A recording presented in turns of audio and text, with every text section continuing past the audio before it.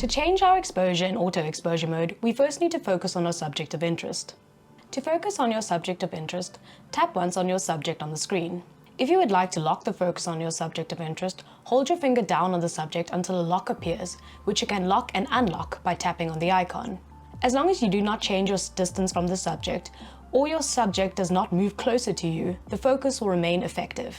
If the distance of the subject to yourself changes, the subject will become less sharp relative to where you established and locked the point of focus.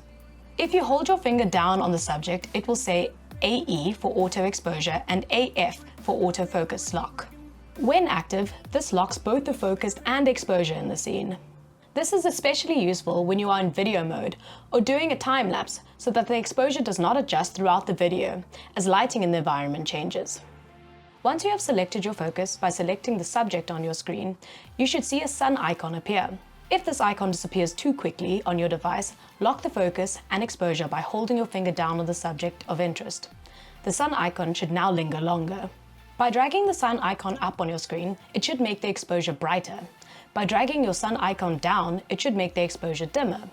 By making the exposure brighter than what the auto setting initially set, you are choosing to overexpose your image. Overexposing your image can allow you to gain more detail in the shadow areas. It is important to remember that overexposing your image could also cause brighter, whiter areas to completely blow out. By making your exposure darker than what the auto exposure initially set, you are choosing to underexpose your image. Underexposing can allow you to gain more detail in your highlight areas. It is important to remember that by underexposing, you can run the risk of causing your darker areas in your image to have very little detail. Let's look at some practical examples of when you may want to shift your exposure by under or overexposing.